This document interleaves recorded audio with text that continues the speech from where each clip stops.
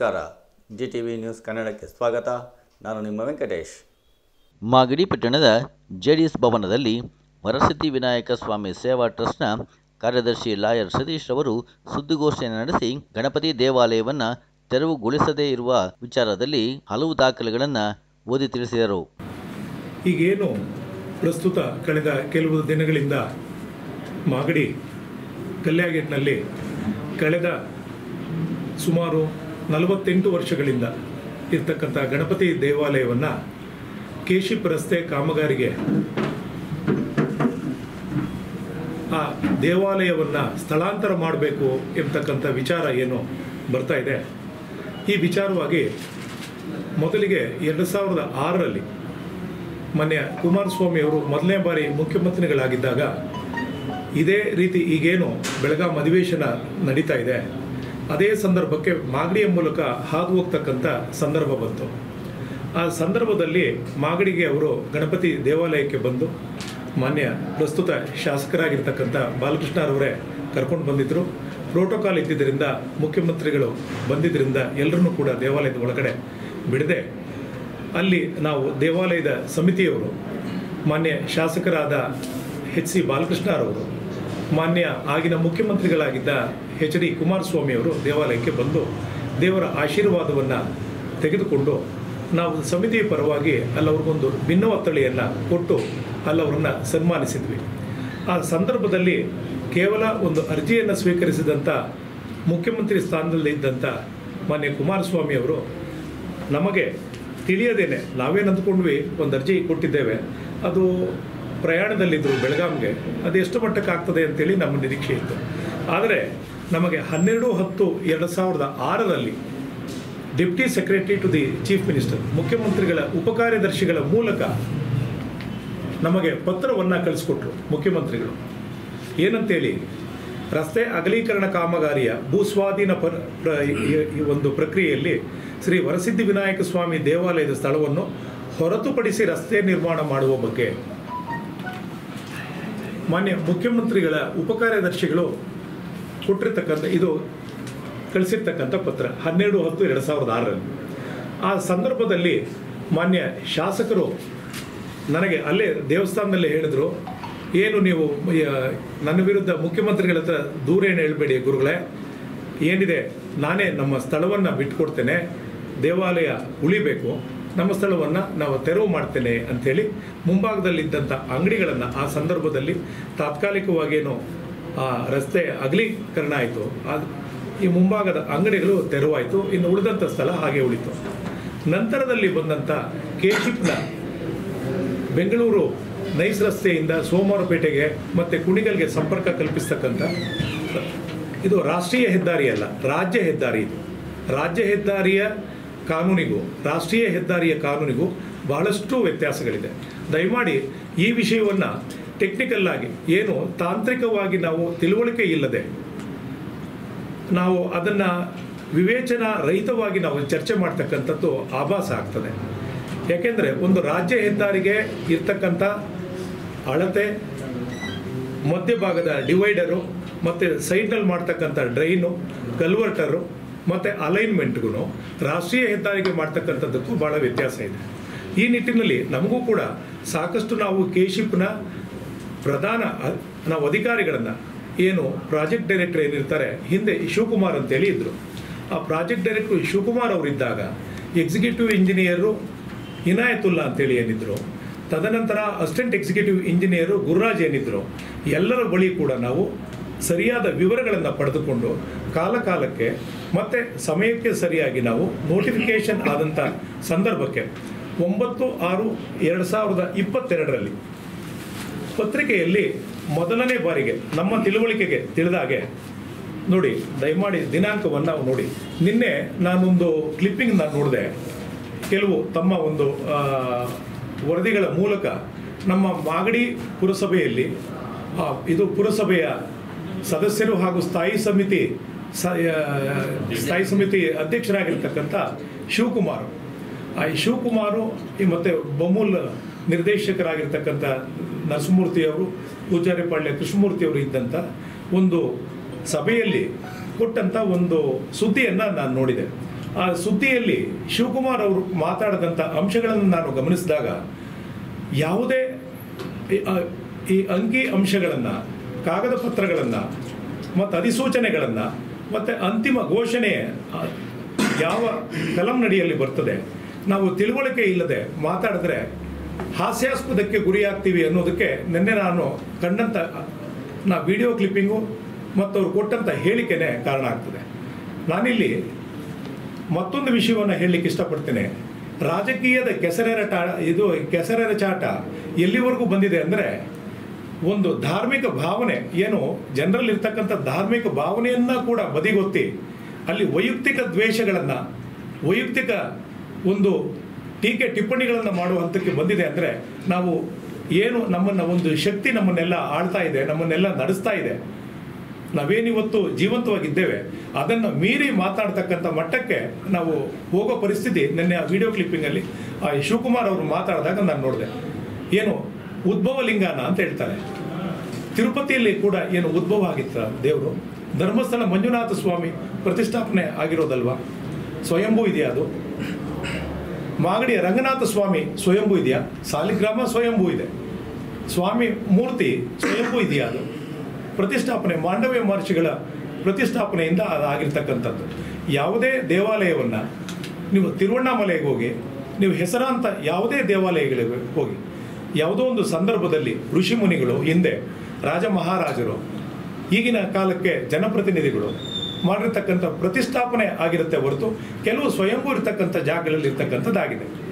ಅದಕ್ಕೆ ನೀವು ನಿಮ್ಮ ದೋಷಾರೋಪಣೆಯನ್ನು ಯಾರ ಮೇಲೋ, ಅದು ಏನು ನನ್ನ ಇತಿಮಿತಿಗಳನ್ನು ತಿಳ್ಕೊಳ್ಳದೆ, ನನಗಿರ್ತಕ್ಕಂಥ ಜ್ಞಾನ ಎಷ್ಟಿದೆ, ನನಗೆ ವಿಷಯದ ಬಗ್ಗೆ ಎಷ್ಟು ತಿಳುವಳಿಕೆ ಇದೆ ತಿಳ್ಕೊಳ್ಳದೆ ಯಾವುದೋ ಒಂದು ಕಾಗದದ ಚೂರನ್ನಿಟ್ಕೊಂಡು ನಾನೊಬ್ಬ ಕಾನೂನು ವಿದ್ಯಾರ್ಥಿ ಹಾಗೂ ಕಾನೂನನ್ನು ಪಾಲನೆ ಮಾಡ್ತಕ್ಕಂಥ, ಕಾನೂನು ಅಭ್ಯಾಸ ಮಾಡಿರ್ತಕ್ಕಂಥ, ವಕೀಲ ವೃತ್ತಿಯನ್ನು ಮಾಡ್ತಾ ಇರ್ತಕ್ಕಂಥ ಜವಾಬ್ದಾರಿಯುತ ಸ್ಥಾನದಲ್ಲಿ ನನಗೆ ಕಾರ್ಯದರ್ಶಿಯಾಗಿ, ದೇವಾಲಯದ ಕಾರ್ಯದರ್ಶಿಯಾಗಿ ನನಗೆ ನೇಮಕ ಮಾಡಿದ್ದಾರೆ. ಕಳೆದ 26 ವರ್ಷಗಳಿಂದ ಕಾರ್ಯದರ್ಶಿ ಸ್ಥಾನ ನಿರ್ವಹಿಸ್ತಾ ಬಂದಿದ್ದೇನೆ, ಎಲ್ಲರ ಸಹಕಾರದಿಂದಾಗಿ. ಈ ರೀತಿಯಾಗಿ ನೀವು ಹೇಳಿಕೆಗಳನ್ನು ಕೊಡಬೇಕಾದ್ರೆ, ನಾನೊಂದು ಮಾಹಿತಿಯನ್ನು ಅದರಲ್ಲೂ ಪತ್ರಿಕೋದ್ಯಮದ ಮಿತ್ರರಿಗೆ, ಪತ್ರಿಕೆಗಳಿಗೆ ಕೊಡಬೇಕಾದ್ರೆ ನಾನು ಯಾವುದೇ ಆಧಾರ ಇಲ್ಲದೆ ಕೊಟ್ಟರೆ ನಾನೊಬ್ಬ ಅವಿವೇಕಿ ಆಗ್ತೇನೆ. ಅಥವಾ ಯಾರು ಅದ್ರ ಬಗ್ಗೆ ತಪ್ಪು ಮಾಹಿತಿ ಇಟ್ಕೊಂಡು ಒಬ್ಬರ ಬಗ್ಗೆ ಟೀಕೆ ಮಾಡಿ ಮಾತಾಡ್ತಾರೆ, ಅಲ್ಲವರು ಇದು ನಾವು ಅವಿವೇಕಿಗಳು ಅಂತ ಅನ್ಬೇಕಾ, ಅಥವಾ ಇದು ಅಲ್ಲವರ ಜ್ಞಾನ ಎಷ್ಟು ಮಟ್ಟಕ್ಕಿದೆ ಅಂತೇಳಿ ತಿಳ್ಕೊಬೇಕಾ ಅಂತ ಹೇಳ್ಬೇಕಾಗ್ತದೆ. ಯಾಕಂದರೆ ಯಾವುದೋ ಒಂದು ದೋಷಾರೋಪಣೆ ಮಾಡಿದ ತಕ್ಷಣ ನಾನು ದೊಡ್ಡವನಾಗ್ತೀನಿ, ಅಥವಾ ಯಾವುದೋ ಒಂದು ದೇವಾಲಯಕ್ಕೆ ನೀವು ಸಂಬಂಧಪಟ್ಟಂತೆ ಮಾತಾಡಿದಾಗ ಯಾವುದೋ ಒಂದು ಶಕ್ತಿ ನಮ್ಮನ್ನು ಆಳ್ತಾ ಇರುತ್ತೆ. ನಾವು ಆ ಬಗ್ಗೆ ತಿಳುವಳಿಕೆ ಇದ್ದು ಮಾತಾಡೋದು ಸೂಕ್ತ ಅಂತೇಳಿ ಈ ಸಂದರ್ಭದಲ್ಲಿ ತಮ್ಮ ಮುಂದೆ ಹೇಳಲಿಕ್ಕೆ ಇಷ್ಟಪಡ್ತೇನೆ. ಮುಂದುವರೆದು ದಾಖಲಾತಿಗಳ ವಿಚಾರಕ್ಕೆ ಬರ್ತೇನೆ.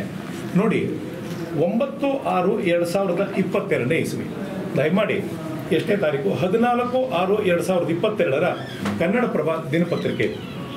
ಈ ದಿನಪತ್ರಿಕೆಯಲ್ಲಿ ಮೊದಲ ಬಾರಿಗೆ ಅಧಿಸೂಚನೆ ಕಲಂ 15 ಕೊಡ್ತಾರೆ.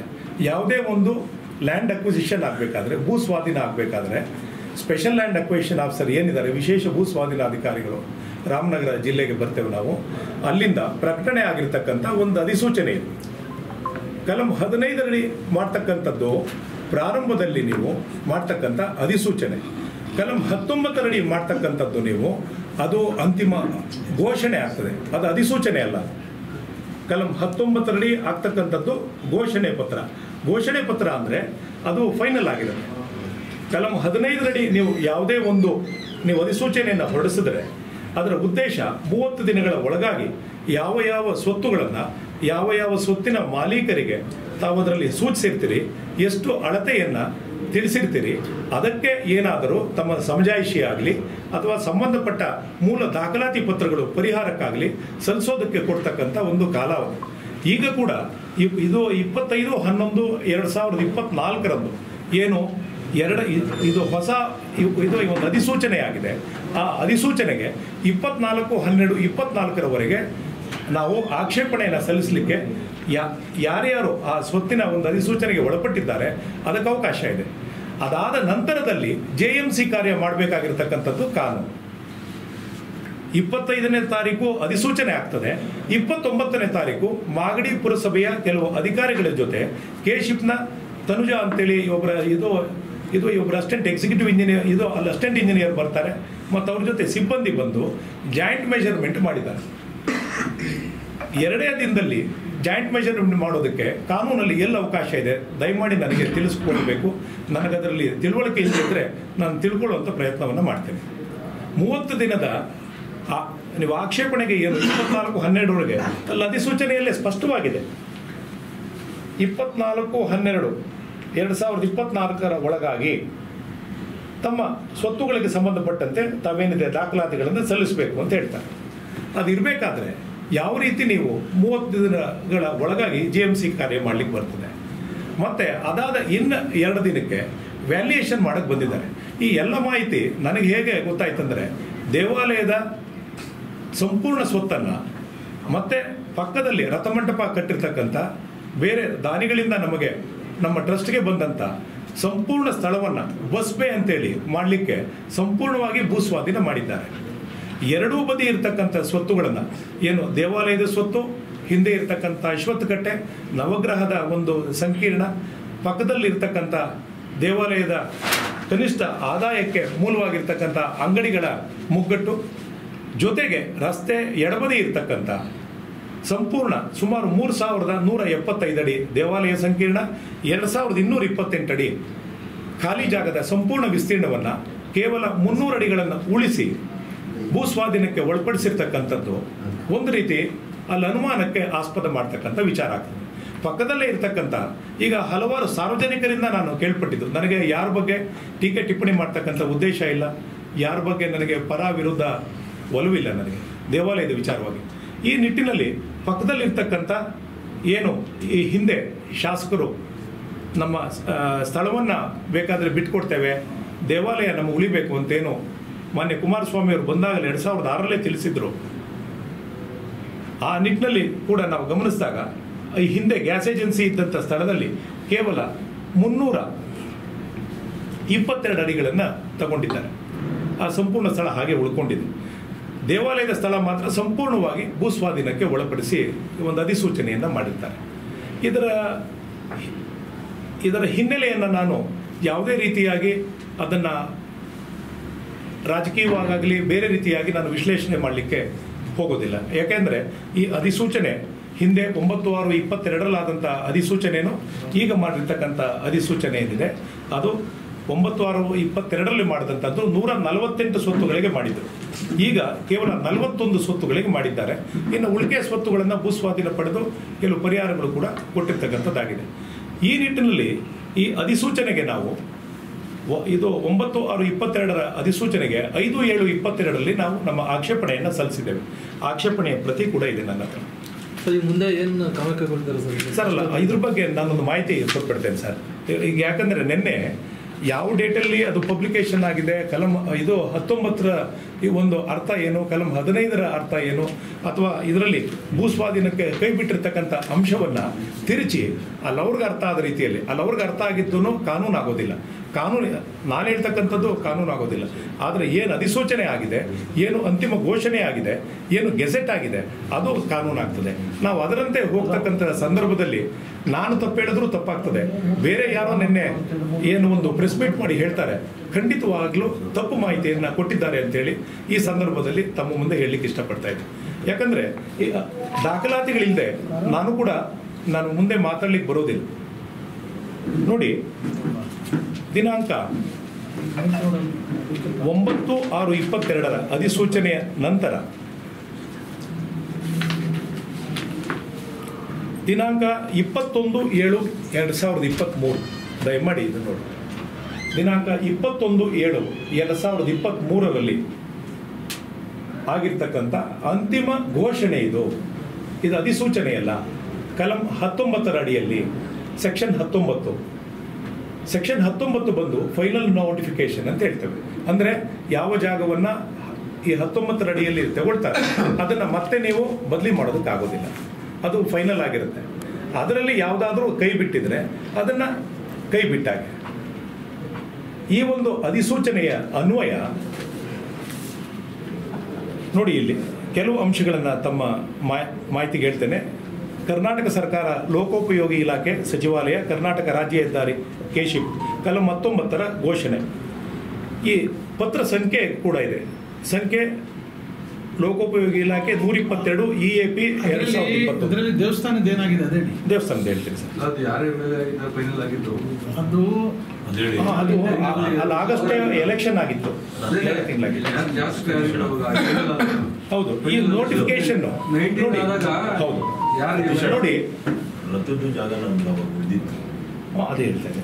ಈಗ ಏನಾಗಿದೆ, ಈ ಮೇ ತಿಂಗಳಲ್ಲಿ ಚುನಾವಣೆ ಆಯಿತು. 2023 ಮೇನಲ್ಲಿ ನಮ್ಮ ರಾಜ್ಯ ವಿಧಾನಸಭೆಗೆ ಆದಂಥ ಚುನಾವಣೆ ನಂತರದಲ್ಲಿ ಆದಂಥ ಒಂದು ನೋಟಿಫಿಕೇಶನು, ಅಂತಿಮ ನೋಟಿಫಿಕೇಶನ್, ಇದು ಅಂತಿಮ ಅಧಿಸೂಚನೆ. ಹಾಗಾಗಿ ಇದರಲ್ಲಿ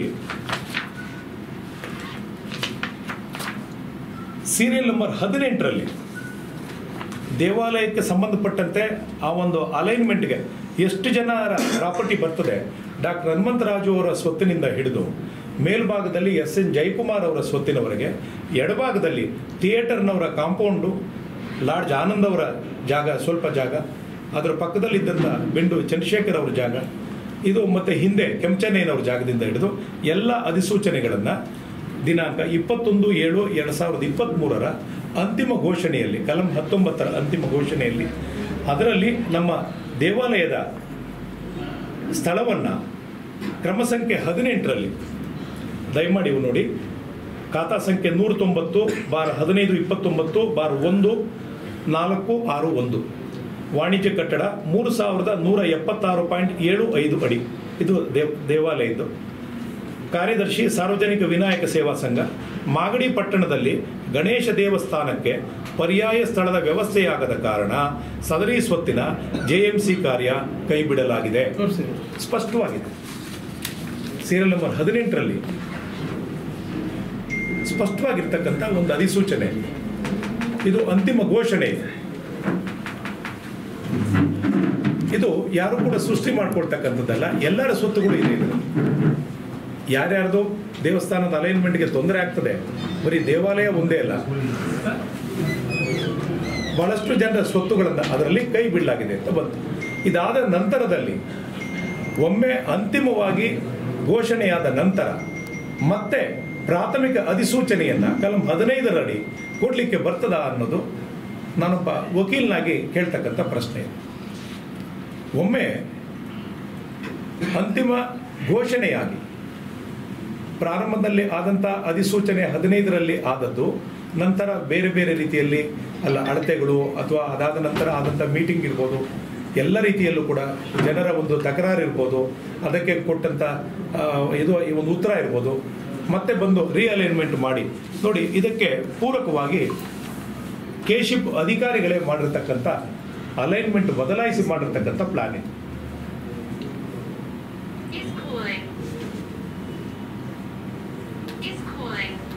ಈ ಅಲೈನ್ಮೆಂಟ್ ಬದಲಾಗಿರ್ತಕ್ಕಂಥದ್ದು ನಾವು ಮಾಡಿರ್ತಕ್ಕಂಥದ್ದಲ್ಲ, ಮಾಡಿಸಿರ್ತಕ್ಕಂಥದ್ದಲ್ಲ, ನಾವು ಹೇಳಿದ್ರು ಮಾಡೋದು ಇಲ್ಲ. ಕಾನೂನು ರೀತಿಯ ಅವರ ಇಲಾಖೆಯ ನಿಯಮಾನುಸಾರವಾಗಿ ಯಾವ ರೀತಿ ಮಾಡಿದರೆ ದೇವಾಲಯದ ಸಂಕೀರ್ಣವನ್ನು ಉಳಿಸ್ಲಿಕ್ಕೆ ಸಾಧ್ಯ ಇದೆ ಅಂತೇಳಿ ತಿಳಿಸಿದಾಗ ಆಗಿರ್ತಕ್ಕಂಥ ಒಂದು ಪ್ಲಾನ್. 2 ಆಪ್ಷನ್ ಮಾಡಿದ್ರು. ಒಂದು, ರಸ್ತೆಯನ್ನು ಎಡಭಾಗಕ್ಕೆ ಅಲೈನ್ಮೆಂಟ್ ಮಾಡ್ತಕ್ಕಂಥದ್ದು. ಮತ್ತೊಂದು ನೋಡಿ, ಇಲ್ಲಿ ಸ್ಪಷ್ಟವಾಗಿ ಬರೆದಿದೆ, ಟೆಂಪಲ್ ಜಂಕ್ಷನ್ ಅಂತ ಮಾಡಿದ್ದಾರೆ. ದೇವಾಲಯವನ್ನು ಮಧ್ಯಕ್ಕಿರಿಸಿ ಇದು ಸರ್ಕಲ್ ಮಾಡಿ ಅದನ್ನು ಸುತ್ತಲೂ ರಸ್ತೆ ಮಾಡ್ತಕ್ಕಂಥ ಒಂದು ಅಧಿಸೂಚನೆಯನ್ನು, ಇದು ಪ್ಲಾನ್ ಅನ್ನು ಮಾಡಿದ್ರು. ನಾವು ದಾಖಲಾತಿ ಇಲ್ಲದೆ ಯಾವುದೇ ರೀತಿ ಹೋರಾಟ ಮಾಡಲಿಕ್ಕಾಗಲಿ ಅಥವಾ ನಾವು ನಿವೇದನೆ ಮಾಡಲಿಕ್ಕೆ ಬಂದಿಲ್ಲ. ಈ ರೀತಿ ಆದಂಥ ಒಂದು ಪ್ಲಾನ್ ಏನಿತ್ತು, ಈ ಪ್ಲಾನನ್ನು ಕೈಬಿಟ್ಟು ಯಾವ ಕಾರಣದಿಂದ ಕೈ ಬಿಟ್ಟಿದ್ದಾರೆ ಅಥವಾ ಇದ್ರ ಹಿಂದೆ ಇರತಕ್ಕಂಥ ಉದ್ದೇಶ ಏನಿದೆ ನಮ್ಗೆ ಅರ್ಥ ಆಗಿಲ್ಲ. ಮತ್ತೆ ಪ್ರಾರಂಭಿಕವಾಗಿ ಮಾಡ್ತಕ್ಕಂಥ ಕಲಂ 15ರ ಅಧಿಸೂಚನೆ ಮಾಡಲಿಕ್ಕೆ ಬರ್ತದಾ? ಒಮ್ಮೆ 19ರಡಿ ಘೋಷಣೆ, ನಾನು ರಿಪೀಟ್ ಆಗಿ ಹೇಳ್ತಾ ಇದ್ದೇನೆ, ಕಲಂ 19ರಡಿ ಆಗ್ತಕ್ಕಂಥದ್ದು ಘೋಷಣೆ, ಡಿಕ್ಲರೇಷನ್. ಅದು once it is declared that reaches the finality, ಅದನ್ನು ಸ್ಪಷ್ಟವಾಗಿ ಹೇಳ್ತಾರೆ, ಅಂತ್ಯಗೊಳಿಸಲಾಗಿದೆ ಅಂತ ಹೇಳ್ತಾರೆ. ಈ 21/7/23 ಒಂದೇನು ಅಂತಿಮ ಘೋಷಣೆ ಆಯಿತು, ಈ ಪ್ರಕ್ರಿಯೆ ಮತ್ತೆ ಮಾತಾಡುವಾಗಿಲ್ಲ. ಅದನ್ನು ತಹಸೀಲ್ದಾರರು ಮತ್ತು ಮುಖ್ಯಾಧಿಕಾರಿಗಳು, ಪುರಸಭೆ, ಪಂಚಾಯಿತಿ ಅಭಿವೃದ್ಧಿ ಅಧಿಕಾರಿಗಳು, ಬಾಚೇನಟ್ಟಿ, ಸಾತ್ನೂರು, ಆಗಲಕೋಟೆ, ನೇತೇನಹಳ್ಳಿ ಗ್ರಾಮ ಪಂಚಾಯಿತಿ ವ್ಯಾಪ್ತಿಯಲ್ಲಿ ಜಮೀನುಗಳು ಹಾದೋದಾಗ ಅದನ್ನು ಘೋಷಣೆ ಅದನ್ನು ತಮ್ಮ ಸೂಚನಾ ಫಲಕದಲ್ಲಿ ಪ್ರಕಟಣೆ ಮಾಡುವ ಬಗ್ಗೆನೂ ಮಾನ್ಯ ವಿಶೇಷ ಭೂಸ್ವಾಧೀನಾಧಿಕಾರಿಗಳವರ ಕಾರ್ಯಾಲಯದಿಂದ 21ಕ್ಕೆ ಆದಂಥ ಒಂದು ಘೋಷಣೆಯನ್ನು 27ಕ್ಕೆ ಪ್ರಕಟಣೆ ಮಾಡಿ ಅಂತ ಬರೀತಾರೆ. ಇದು ಅಫಿಷಿಯಲ್ ಲೆಟರ್, ಇದು ನಮಗೆ ಬಂದಿರತಕ್ಕಂಥದ್ದಲ್ಲ. ನಾವು ಮಾಹಿತಿ ನಡಿ ನಾವು ಇದನ್ನು ಪಡ್ಕೊಂಡು ತಮಗೆ ತೋರಿಸ್ತಾ ಇರ್ತಕ್ಕಂಥದ್ದು. ಮಾನ್ಯ ತಹಸೀಲ್ದಾರರು ಸರ್ವೆ ನಂಬರ್ ಜಮೀನುಗಳಿಗೆ ಸಂಬಂಧಪಟ್ಟಂತೆ ಏನು ಅಧಿಸೂಚನೆ ಆಗಿದೆ, ಕೈ ಬಿಟ್ಟಿರತಕ್ಕಂಥದ್ದಾಗಿರ್ಬೋದು ಅಥವಾ ಸ್ವಾಧೀನ ತಗೊಂಡಿರೋದು ಯಾವುದು ಅಂತೇಳಿ ಅದನ್ನು ನೀವು ಸೂಚನಾ ಫಲಕದಲ್ಲಿ ತಿಳಿಸಿ. ಅದೇ ರೀತಿ ಪಟ್ಟಣ ವ್ಯಾಪ್ತಿಯಲ್ಲಿ ಬರ್ತಕ್ಕಂಥ ಸೂಚನಾ ಫಲಕದಲ್ಲಿ ಮಾನ್ಯ ಮುಖ್ಯಾಧಿಕಾರಿಗಳು ಹಾಗೆ ಪ್ರಾಜೆಕ್ಟ್ ಇದು PDOಗಳು ಪಂಚಾಯಿತಿ ವ್ಯಾಪ್ತಿಯಲ್ಲಿ ತಿಳಿಸ್ಬೇಕಂತೇಳಿ ಮಾಡಿರ್ತಕ್ಕಂಥದ್ದು. ಅಲ್ಲಿ ತಿಳಿಸ್ತಾರೆ. ಇದೊಂದು ಮಾತನ್ನು ಹೇಳಿಬಿಡ್ತೇನೆ. ಸದರಿ ಗ್ರಾಮಠಾಣ ಸ್ವತ್ತುಗಳನ್ನು ಕಲಂ 19ರಂತೆ ಸ್ವಾಧೀನ ಪಡೆಯಲು ಯೋಜನಾ ನಿರ್ದೇಶಕರು ಕರ್ನಾಟಕ ರಾಜ್ಯ ಹೆದ್ದಾರಿ ಅಭಿವೃದ್ಧಿ ಯೋಜನೆ ಕೆಶಿಪ್ ಬೆಂಗಳೂರವರು ಸರ್ಕಾರಕ್ಕೆ ಸಲ್ಲಿಸಿರುವ ಪ್ರಸ್ತಾವನೆಯನ್ನು, ಇದು ಸರ್ಕಾರಕ್ಕೆ ಸಲ್ಲಿಸಿರ್ತಕ್ಕಂಥ ಪ್ರಸ್ತಾವನೆ 15ರಲ್ಲಿ ಹಿಂದೆ ಪ್ರಸ್ತಾವನೆಯನ್ನು ಪರಿಶೀಲಿಸಿ ಸದರಿ ಗ್ರಾಮಠಾಣ ಸ್ವತ್ತುಗಳನ್ನು ಕಲಂ 19ರ ಅನ್ವಯ ಭೂ ಸ್ವಾಧೀನಕ್ಕೆ ಪಡೆಯಲು ಸದರಿ ಗ್ರಾಮಠಾಣ ಸ್ವತ್ತುಗಳನ್ನು ನಿರುಪಾಧಿಕವಾಗಿ ರಾಜ್ಯ ಸರ್ಕಾರದಲ್ಲಿ ನಿಹಿತಗೊಳಿಸಿದೆ. ಯಾವ್ಯಾವುದು ಸ್ವಾಧೀನಕ್ಕೆ ತಗೊಂಡಿದ್ದಾರೆ ಅದೆಲ್ಲ ಕೂಡ ರಾಜ್ಯ ಸರ್ಕಾರದ ಸ್ವತ್ತಾಗ್ತದೆ ಎಂದು, ಮತ್ತು ಅದು ಎಲ್ಲ ಪೂರ್ವಾದಿಗಳಿಂದ, ಇದು ಯಾವುದೇ ಎನ್ಕಂಬರೆನ್ಸ್ ಇದ್ದರೂ ಕೂಡ ಮುಕ್ತವಾಗಿದೆ ಎಂದು ಅಥವಾ ಸಂದರ್ಭಾನುಸಾರ ಅದರಲ್ಲಿನ ಅಂತಹ ಹಕ್ಕು ಅಥವಾ ಹಿತಾಸಕ್ತಿಯನ್ನು ಅಂತ್ಯಗೊಳಿಸಲಾಗಿದೆ ಎಂದು ಈ ಮೂಲಕ ಘೋಷಿಸಲಾಗಿದೆ. ಯಾವುದೇ ಎನ್ಕಂಬರೆನ್ಸ್ ಇದ್ದರೂ ಕೂಡ it reaches the finality, there ends the matter. Section 19ನಲ್ಲಿ ನೀವು ಯಾವಾಗ ಘೋಷಣೆ ಪತ್ರ ಮಾಡ್ತೀರಿ ಅಲ್ಲಿಗೆ ಭೂಸ್ವಾಧೀನ ಪ್ರಕ್ರಿಯೆ ಅಂತ್ಯಗೊಳ್ಳುತ್ತೆ. ಇದು ಕಾನೂನು. ಈ ಅಂತ್ಯಗೊಂಡ ನಂತರ ಅದರಲ್ಲಿ ಕ್ರಮ ಸಂಖ್ಯೆ 18 ಅಡಿಯಲ್ಲಿ ದೇವಾಲಯದ ಸ್ಥಳ ಮತ್ತು ಕ್ರಮ ಸಂಖ್ಯೆ 70ರಲ್ಲಿ ಪಕ್ಕದ ರಥಮಂಟಪದ ಖಾಲಿ ಜಾಗ, ಎರಡೂ ಸ್ಥಳಗಳನ್ನು ಕೂಡ ನೋಡಿ. ಅದಾಗಲೇ ನಾನು 18ನೇ ಸಂಖ್ಯೆ ದೇವಾಲಯ ಸಂಖ್ಯೆಯನ್ನು ತೋರಿಸಿದೆ. ಈಗ 70ನೇ ಸೀರಿಯಲ್ ನಂಬರ್ನಲ್ಲಿ ಮಾಗಡಿ ಪಟ್ಟಣ ದೇವಸ್ಥಾನಕ್ಕೆ ಪರ್ಯಾಯ ಸ್ಥಳದ ವ್ಯವಸ್ಥೆಯಾಗದ ಕಾರಣ ಸದರಿ ಸ್ವತ್ತಿನ JMC ಕಾರ್ಯವನ್ನು ಕೈಬಿಡಲಾಗಿದೆ. ಈ ರೀತಿ ಅಂಕಿ ಅಂಶಗಳ ಸಹಿತ ಆರಂಭಿಕವಾಗಿ ಆಗಿರ್ತಕ್ಕಂಥ ಅಧಿಸೂಚನೆ, ಅಂತಿಮ ಘೋಷಣೆ ಎರಡೂ ಆದ ನಂತರದಲ್ಲಿ ಈಗ ಹೊಸದಾಗಿ ಆಗಿರ್ತಕ್ಕಂಥ ಅಧಿಸೂಚನೆ ಯಾವ ರೀತಿ ಹಳೇದಾಗ್ತದೆ. ಹಳೆಯ ಅಧಿಸೂಚನೆ 148 ಸಬ್ಜೆಕ್ಟ್ ಇದ್ದದ್ದು ಈಗ 40 ಇದೆ. ಅದು ಹಳೆಯ ಇದು ಅಧಿಸೂಚನೆ ಹೇಗಾಗುತ್ತೆ?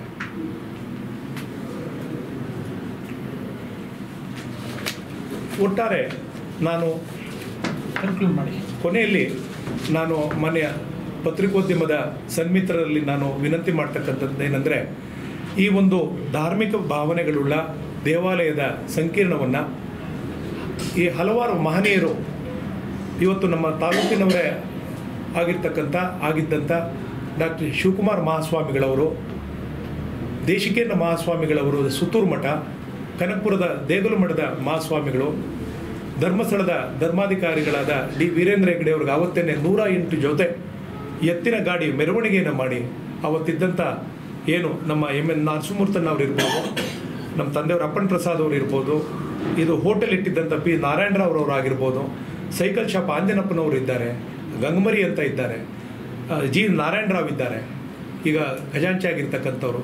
ತದನಂತರದಲ್ಲಿ ಬಂದಂಥ ಈ ಪ್ರಸ್ತುತ ಅಧ್ಯಕ್ಷರಾಗಿರ್ತಕ್ಕಂಥ S ನಾಗರಾಜ್ ಶೆಟ್ಟಿ ಇದ್ದಾರೆ, ಲಕ್ಷ್ಮೀ ನರಸಿಂಹಯ್ಯನವರಿದ್ದರು.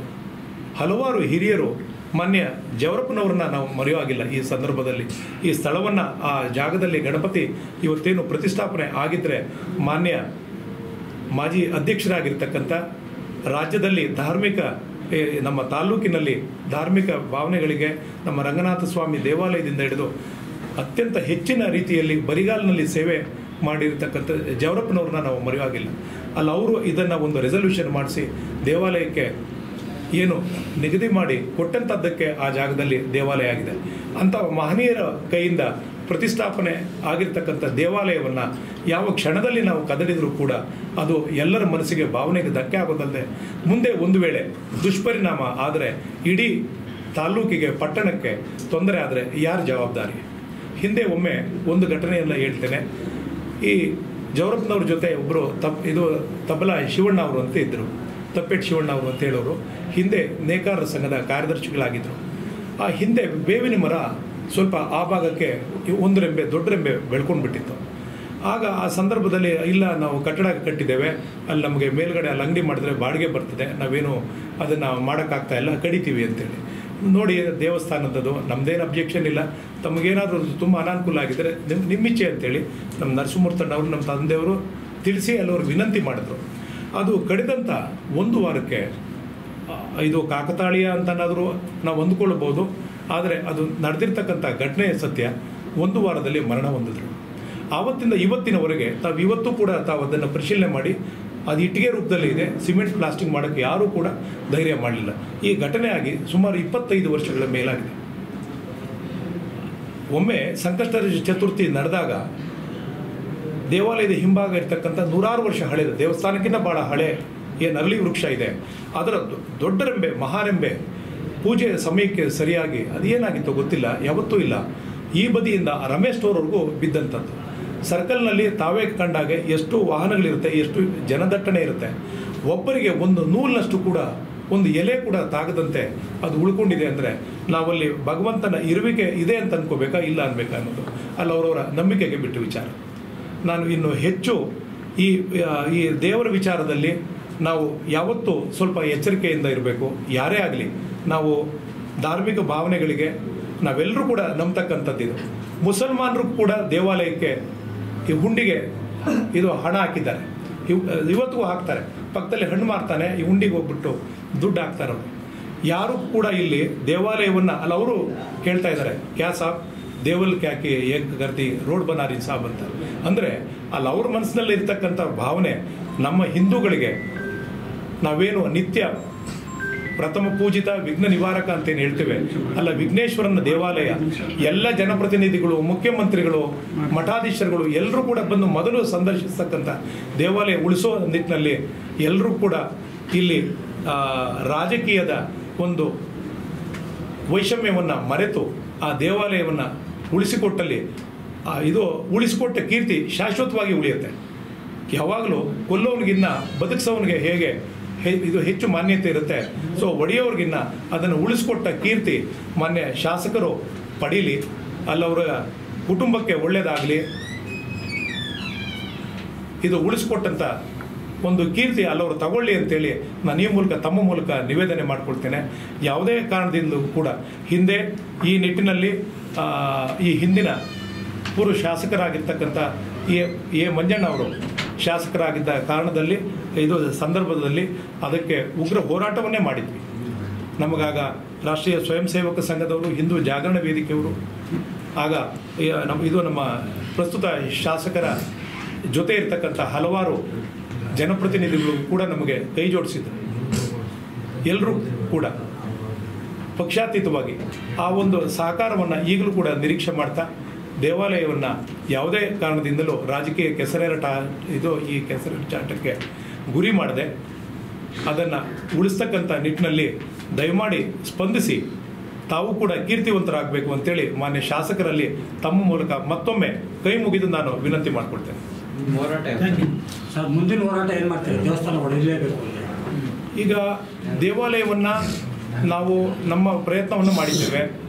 ನಮ್ಮ ದೇವಾಲಯದ ಗೌರವಾಧ್ಯಕ್ಷರು ಆಗಿರ್ತಕ್ಕಂಥ ಮಾನ್ಯ HM ರೇವಣ್ಣನವರ ಒಂದು ಮಾರ್ಗದರ್ಶನದಲ್ಲಿ ಈಗಾಗಲೇ ನಾವು ಏನು ಚೀಫ್ ಪ್ರಾಜೆಕ್ಟ್ ಆಫೀಸರ್ ಇದ್ದಾರೆ ಮಾನ್ಯ ಶಂಕರೇಗೌಡ ಪಾಟೀಲ್ ಸಾಹೇಬ್ರು ಏನಿದ್ದಾರೆ ಈಗಲೂ ಕೂಡ ಇರ್ತಕ್ಕಂಥವ್ರು, ಅಲ್ಲವರಿಗೆ ಒಂದು ಮನವಿಯನ್ನು ಮಾಡಿದ್ದೇವೆ. ಮಾನ್ಯ HM ರೇವಣ್ಣ ಅವರು ಕೂಡ ತಾವು ಕೂಡ ವಿನಂತಿ ಮಾಡಿದ್ದಾರೆ, ಯಾವುದೇ ಕಾರಣದಿಂದ ದೇವಾಲಯವನ್ನು ಸ್ಥಳಾಂತರ ಮಾಡ್ತಕ್ಕಂಥದ್ದಾಗಲಿ ಕೆಡುವಂಥ ವಿಚಾರವನ್ನು ಮಾತಾಡಬೇಡಿ, ಅದನ್ನು ಉಳಿಸಿ ಯಾವ ರೀತಿ ಅಲೈನ್ಮೆಂಟ್ ಮಾಡಲಿಕ್ಕೆ ಸಾಧ್ಯತೆ ಇದೆ ಮಾಡಿ ಅಂತೇಳಿ. ಮತ್ತು ಏನು ಜಿಲ್ಲಾ ಉಸ್ತುವಾರಿ ಸಚಿವರಿದ್ದಾರೆ ರಾಮಲಿಂಗಾರೆಡ್ಡಿ ಅವರಿಗೆ, ನಂತರದಲ್ಲಿ ಮಾನ್ಯ ಮುಖ್ಯಮಂತ್ರಿಗಳಿಗೆ ಉಪಮುಖ್ಯಮಂತ್ರಿಗಳು ಕೂಡ ಮೊನ್ನೆ ಕುಣಿಗಲ್ ಶಾಸಕರಾಗಿರ್ತಕ್ಕಂಥ ರಂಗನಾಥ್ ಅವರು ತಂದೆಯವರು ತೀರ್ಕೊಂಡಂಥ ಸಂದರ್ಭಕ್ಕೆ ಆ ಒಂದು ಉತ್ತರ ಕ್ರಿಯಾದಿ ಕಾರ್ಯಕ್ಕೆ ನಾನು ಕೂಡ ಹೋಗಿದ್ದೆ. ನಮ್ಮ ಖಜಾಂಚಿಗಳು ಕೂಡ ಬಂದಿದ್ದರು. ನಾವು ಕಾರ್ ಹತ್ತಕ್ಕಂಥ ಸಂದರ್ಭದಲ್ಲಿ ಕೇಳಿದಾಗ ಅಲ್ಲಿ ಅವರು ಕೂಡ ಭಾಳ ಒಳ್ಳೆ ರೀತಿಯಲ್ಲಿ ಸ್ಪಂದಿಸಿ ಮಾನ್ಯ ಉಪಮುಖ್ಯಮಂತ್ರಿಗಳಾಗಿರ್ತಕ್ಕಂಥ ಡಿ.ಕೆ. ಶಿವಕುಮಾರ್ ಅವರು ಇದು ಮನೆಗೆ ಬನ್ನಿರಿ ಮಾತಾಡೋಣ, ಏನು ತೊಂದರೆ ಇಲ್ಲ, ದೇವಸ್ಥಾನ ಯಾಕ್ರಿ ಮುಡ್ತಾರೆ, ಇದೇ ಮಾತನ್ನು ಹೇಳಿದ್ದಾರೆ. ತುಂಬ ಸಂತೋಷ ಆಯಿತು. ಕೈ ಹಿಡ್ಕೊಂಡು ಸ್ವಲ್ಪ ದೂರ ಬಂದು ಮಾತಾಡಿ ಹೇಳಿದ್ರು, ಬನ್ನಿ ಮನೆಗೆ ಬನ್ನಿ ಮಾತಾಡೋಣ, ಅದೇನಿದೆ ತೊಗೊಂಬನ್ನಿ, ನೀವು ರೆಕಾರ್ಡ್ ತೊಗೊಂಬನ್ನಿ ಅಂತ. ಹಾಗಾಗಿ ಈಗ ಎಲ್ಲರೂ ಕೂಡ ಸ್ಪಂದಿಸ್ತಾ ಇರತಕ್ಕಂಥದ್ದರಲ್ಲಿ ತಾವು ತಾಲೂಕಿನ ಶಾಸಕರಾಗಿದ್ದೀರಿ, ತಮಗೆ ದೇವರ ಅಧಿಕಾರ ಕೊಟ್ಟಿದ್ದಾನೆ. ಎಲ್ಲ ಅಧಿಕಾರಿಗಳು ತಿಳಿಸ್ತಕ್ಕಂಥದ್ದು ನಾನು ಇದನ್ನು ಒಡೆದು ಹೇಳ್ತಾ ಇದ್ದೇನೆ. ಯಾವುದೇ ರೀತಿ ಸಂಕೋಚ ಇಲ್ಲದೆ ಮತ್ತು ಮುಚ್ಚುಮರೆ ಮಾಡದೆ ಅಧಿಕಾರಿಗಳು ತಮ್ಮ ಮಾತಿಗೆ ಬದ್ಧರಾಗಿದ್ದಾರೆ. ತಾವು ಏನು ಸೂಚನೆ ಕೊಟ್ಟರೆ ಅದರಂತೆ ಮಾಡೋದಕ್ಕೆ ಸಿದ್ಧರಾಗಿದ್ದಾರೆ. ಇದನ್ನು ನಾವು ಇಲಾಖೆಗೆ ಹೋಗಿ ವಿಚಾರ ಮಾಡ್ಕೊಂಡು ಬಂದಿದ್ದೇವೆ. ಹಾಗಾಗಿ ಮತ್ತೆ ರೀಅಲೈನ್ಮೆಂಟ್ ಮಾಡೋದಕ್ಕೆ ಮುಕ್ತವಾಗಿ ಅವಕಾಶ ಇರೋದರಿಂದ ಮತ್ತು ದೇವಾಲಯ ಉಳಿಸಿದ ಕೀರ್ತಿ ನಿಮಗೆ ಸಿಗಬೇಕಂದ್ರೆ ದಯಮಾಡಿ ತಾವು ಈ ನಿಟ್ಟಿನಲ್ಲಿ ಯಾವುದೇ ಒಂದು ಪೂರ್ವಾಗ್ರಹ ಪೀಡಿತರಾಗದೆ ಸಮಾಧಾನದ ಒಂದು ಚಿತ್ತದಿಂದ ಒಂದು ದೇವಸ್ಥಾನವನ್ನು ಉಳಿಸ್ತಾ ಇದ್ದೇನೆ. ಶಾಶ್ವತವಾದ್ದು ನಾವು ಶಾಶ್ವತ ಇರೋದಿಲ್ಲ. ನಮ್ಮ ತಂದೆ ಇಲ್ಲ, ನಮ್ಮ ನರಸಿಂಹಮೂರ್ತನವರಿಲ್ಲ, ಹಿಂದೆ ಇದ್ದವರು ಲಕ್ಷ್ಮೀನರಸಿಂಹಯ್ಯನವರಿಲ್ಲ, ಆ ದೇವಸ್ಥಾನ ಕಟ್ಟಿದವರಿಲ್ಲ ಇವತ್ತು. ಆದರೆ ದೇವಸ್ಥಾನ ಇದೆ. ನಾವು ನಾಳೆ ಹೊಟ್ಟೋಗ್ತೇವೆ, ಆ ದೇವಸ್ಥಾನ ಉಳಿದಿರುತ್ತೆ. ಆ ದೇವರ ಅನುಗ್ರಹ ಮಾಡ್ತಕ್ಕಂಥದ್ದಿದೆ. ಎಲ್ಲರೂ ಕೂಡ ಚುನಾವಣೆ ನಾಮಪತ್ರ ಸಲ್ಲಿಕೆಗೆ ಮುಂಚೆನೂ ಗಣಪತಿ ಬೇಕು, ಗೆದ್ದ ಮೇಲೂ ಗಣಪತಿ ಬೇಕು, ವಿಜಯೋತ್ಸವಕ್ಕೆ, ಜನ್ಮದಿನಾಚರಣೆಗೆ ಗಣಪತಿ ಬೇಕು, ಯಾವುದೇ ಹೋರಾಟಕ್ಕೆ ಗಣಪತಿ ಬೇಕು. ರೈತ ಸಂಘದವ್ರು ಇರ್ಬೋದು, ಎಲ್ಲ ಸಂಘ ಸಂಸ್ಥೆಯವರು ಇರ್ಬೋದು, ಎಲ್ಲರೂ ಕೂಡ ಮೊದಲ ಆದ್ಯತೆ ಗಣಪತಿ. ಶಾಲಾ ಮಕ್ಕಳು, ಸಾವಿರಾರು ಮಕ್ಕಳು ಏನು ಪ್ರವಾಸ ಹೋಗಬೇಕಾದ್ರೆ ಗಣಪತಿ ದೇವಸ್ಥಾನಕ್ಕೆ ಬಂದು ಬಸ್ ನಿಲ್ಲಿಸಿ, ವ್ಯಾನ್ ನಿಲ್ಲಿಸಿ, ಪೂಜೆ ಮಾಡಿಸಿ, ನಮಸ್ಕಾರ ಮಾಡ್ಕೊಂಡು ಹೋಗ್ತಾರೆ. ನಮ್ಮ ರಕ್ಷಣೆ ಆಗ್ತದೆ ಅಂತೇಳಿ. ಶಬರಿಮಲೆ ಅಯ್ಯಪ್ಪ ಸ್ವಾಮಿಗೆ ಹೋಗ್ತಕ್ಕಂಥ ಎಲ್ಲ ಭಕ್ತರು ಕೂಡ ಮೊದಲು ಬರ್ತಕ್ಕಂಥದ್ದು ಮಾಲೆ ಹಾಕೊಳ್ಳೋದು, ಮಾಲೆ ತೆಗೆಯುವಂಥದ್ದು ಗಣಪತಿ ದೇವಸ್ಥಾನದಲ್ಲಿ. ಈ ಎಲ್ಲ ಚಟುವಟಿಕೆ ಇರತಕ್ಕಂಥ ದೇವಸ್ಥಾನ, ಅಷ್ಟು ಇತಿಹಾಸ ಇರತಕ್ಕಂಥ ದೇವಸ್ಥಾನವನ್ನು ತಾವು ಒಂದೇ ಮಾತಿನಲ್ಲಿ ಅದನ್ನೆಲ್ಲ ಸ್ಥಳಾಂತರ ಮಾಡಬೇಕಂತೇಳಿ ಈ ಕೆಲವು ಊಹಾಪೋಹ ಕೂಡ ಕೇಳಿಬಂತು. ಅಲ್ಲಿ ಹಿಂದೆ ಇರ್ತಕ್ಕಂಥ ಅಲ್ಲಿ ಅಶ್ವತ್ಥನಾರಾಯಣ ಶೆಟ್ಟರ ಒಂದು ಛತ್ರದಲ್ಲಿ ಏನೋ ಸ್ಕೂಲ್ ನಡೀತಿತ್ತು, ಈಗ ಸ್ಕೂಲ್ ನಡೀತಿಲ್ಲ, ಅಲ್ಲಿಗೆ ಮಾಡ್ತಾರಂತೆ. ಅದು ಕೋರ್ಟಲ್ಲಿದೆ, ಅಲ್ಲವ್ರ ಕುಟುಂಬದವರೇ ಕೇಸ್ ಹಾಕ್ಕೊಂಡಿದ್ದಾರೆ. ಮತ್ತು ಇಲ್ಲಿ ಥಿಯೇಟ್ರ್ ಪಕ್ಕದಲ್ಲಿ ಇರ್ತಕ್ಕಂಥ ಏನು ಶೆಲ್ಟ್ರ್ ಇದೆ, ಆ ಶೆಲ್ಟ್ರ್ ಹಿಂಭಾಗದಲ್ಲಿ ಇದು ಪಕ್ಕದಲ್ಲೇ ಶೌಚಾಲಯ ಇದೆ. ಅದು ಬಂದು ಸಾರ್ವಜನಿಕ ಶಿಕ್ಷಣ ಇಲಾಖೆಗೆ ಸೇರಿದ್ದು ಅಂತೇಳಿ ಹೈಕೋರ್ಟ್ಗೆ ಅದು ಕೇಸ್ ಆಗಿರೋದ್ರಿಂದ ಆ ಕೇಸನ್ನು ಕೂಡ ನನಗೆ ವಹಿಸಿದ್ರು ಮಾನ್ಯ ಶಾಸಕರಾಗಿರ್ತಕ್ಕಂಥ ಬಾಲಕೃಷ್ಣರವರು ಸಿದ್ದೇಶ್ವರ್ BO ಆಗಿದ್ದಾಗ. ನಂತರದಲ್ಲಿ ಅದನ್ನು ಯಾವ BOನೂ ಕೂಡ ಫಾಲೋಅಪ್ ಮಾಡಿದೆ. ಇವತ್ತು ಹೈಕೋರ್ಟಲ್ಲಿ ಸಾರ್ವಜನಿಕ ಶಿಕ್ಷಣ ಇಲಾಖೆ ಎಕ್ಸ್ ಪಾರ್ಟಿ ಆಗಿದ್ದಾರೆ, ಯಾವುದೇ ಅಬ್ಜೆಕ್ಷನ್ಸ್ ಹಾಕಿಲ್ಲ. ವಕ್ಫ್ ಬೋರ್ಡ್ನವರು ನಮ್ಮ ಆಸ್ತಿ ಅಂತೇಳಿ ಮಾಡಿದ್ದಾರೆ. ಹಿಂದೆ ಇಲ್ಲಿ ಮುಖ್ಯ ಉಪಾಧ್ಯಾಯರಾಗಿದ್ದಂಥ ಭದ್ರಾಚಾರ್ಯರು, ಅಲ್ಲವರು ಮಗ ಅವರು B. ರುದ್ರಾಚಾರ್ಯರು, ಇದು ಹಿರಿಯ ವಕೀಲರಿದ್ದಾರೆ, ಅಲ್ಲವರು ಸಾಕಷ್ಟು ವರ್ಷ ಕೇಸ್ ನಡೆಸಿ ಅದು ಇನ್ನೂ ಕೇಸ್ ಪೆಂಡಿಂಗ್ ಇದೆ. ಅಂಥ ಸ್ಥಳವನ್ನು ಮತ್ತು ಅದರ ಮಧ್ಯೆ ಯಾರ ಹೆಸರಿಗೋ ಖಾತೆ ಆಗಿ ಅದಕ್ಕೆ ಪರಿಹಾರ ಕೊಟ್ಟಿದ್ದಾರೋ ಇಲ್ಲವೋ ಗೊತ್ತಿಲ್ಲ. ಈಗ ಭೂಸ್ವಾಧೀನ ಪ್ರಕ್ರಿಯೆಯಲ್ಲೂ ಕೂಡ ಅದು ಬಂದಿದೆ. ಅಂಥ ಜಾಗದಲ್ಲಿ ಪಕ್ಕದಲ್ಲಿ ಶೌಚಾಲಯ ಇರತಕ್ಕಂಥ ಜಾಗವನ್ನು ಕೂಡ ಸೂಚಿಸ್ತಾ ಇದ್ದಾರೆ ಅನ್ನೋದು ನಮ್ಮ ಮಾಹಿತಿಗೆ ಬಂತು. ನಾವು ಮನೆಗೆ ಹೋಗಿ ಅಲ್ಲವ್ರಿಗೆ ಮನವಿ ಮಾಡಿದಾಗ ಸರ್ಕಲ್ನಲ್ಲೇ ನಿಮ್ಗೆ ಯಾಕ್ರಿ ಇನ್ನೊಂದು ವಾರದಲ್ಲಿ ಹೇಳ್ತೀನಿ ಅಂತ ಕೂಡ ನಮ್ಗೆ ಹೇಳಿದ್ರು. ನಾವು ಸ್ಥಳಾಂತರದ ಒಂದು ಮನಸ್ಥಿತಿನೇ ನಮಗಿಂತ ಇದ್ದಾಗ ನಾವು ಬೇರೆ ಬದಲಿ ಸ್ಥಳದ ಬಗ್ಗೆ ನಾವು ಮಾತಾಡಲಿಕ್ಕೆ ಸಿದ್ಧರಿಲ್ಲ. ಏನೇ ಆಗಲಿ ಈ ಒಂದು ಶಾಂತಿಯುತ ಧಾರ್ಮಿಕ ಭಾವನೆಯನ್ನು ಉಳಿಸ್ತಕ್ಕಂಥ ಹೋರಾಟಕ್ಕೆ ತಮ್ಮೆಲ್ಲರ ಸಹಕಾರ ಬೆಂಬಲ ಸದಾ ಇರಲಿ ಅಂತೇಳಿ ಈ ಸಂದರ್ಭದಲ್ಲಿ ತಮಗೆ ಸುದೀರ್ಘವಾಗಿ ನನ್ನ ಮಾತನ್ನು ಆಲಿಸೋದಕ್ಕಾಗಿ ಮತ್ತು ಮನವಿಯನ್ನು ಜನತೆಗೆ ಮತ್ತು ಜನಪ್ರತಿನಿಧಿಗಳಿಗೆ ತಾವು ತಲುಪಿಸಿದ್ದಕ್ಕಾಗಿ ನಾನು ಅನಂತ ವಂದನೆಗಳನ್ನು ನಿಮ್ಮೆಲ್ಲರಿಗೂ ಸಲ್ಲಿಸ್ತೇನೆ. Thank you. ನಮಸ್ಕಾರ. ಇದು ಇವತ್ತಿನ ಮಾಗಡಿಯ ಸುದ್ದಿ ಸಮಾಚಾರ. ನಿರಂತರ ಸುದ್ದಿ ಸಮಾಚಾರಕ್ಕೆ ವೀಕ್ಷಿಸಿ ನಿಮ್ಮ GTV ನ್ಯೂಸ್ ಕನ್ನಡವನ್ನು. ವಂದನೆಗಳು.